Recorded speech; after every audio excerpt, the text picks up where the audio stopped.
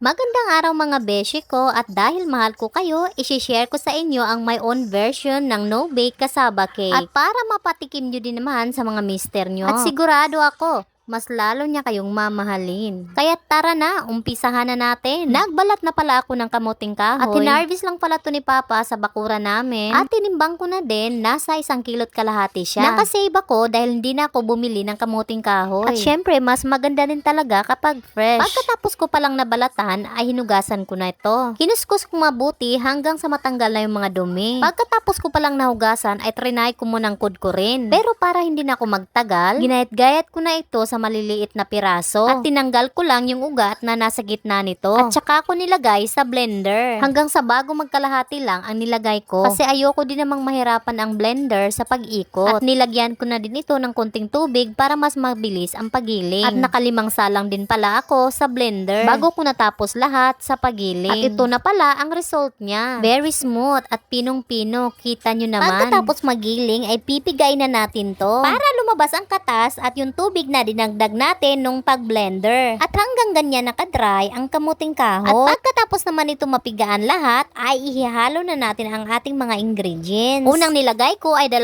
latang condensed milk na 300 ml. Sunod ko namang nilagay ay isang latang evaporated milk na 370 ml. Naglagay na din ako ng isang latang coconut milk na 400 ml. Pwede din po palang ihalo yung gata galing sa kinayod na niyog kung yun po ang gusto nyo. Pagkatapos ay hinalo ko na yung 1/2 cup tinunaw na margarine. At naglagay din ako ng 2 kutsaritang vanilla. At hinalo ko na gamit ang whisk hanggang sa ma-well combine na ang lahat ng mga ingredients. Pagkatapos ko palang mahalo ay pinaglalagay ko na sa lanyera. Nag-caramelize na din pala ako ng sugar sa mga lanyera bago ko sinimulan kanina ang pagbalat ng kamuting kahoy. At 8 pirasong lanyera pala ang nagamit ko. At pagkatapos ko nalagay lahat sa lanyera ay nagpakulo na ako ng tubig sa steamer. Habang nag-aantay akong kumulo ay ina-arrange ko na yung mga lanyera sa steamer. At nung kumulo na, tsaka ko pinatong yung mga ibang steamer na may lamang kasaba. Nasa katamtaman lang pala yung apoy, hindi masyadong malakas, hindi din masyadong mahina. At nagantay ako ng 45 minutes bago ko hinango. At tinusok ko pa ng toothpick para malaman kung luto na talaga. 100% recommended ang cassava cake na to mga beshi ko. At kahit ilagay mo to sa rep, hindi ito titigas. Mga beshi ko, thanks for watching!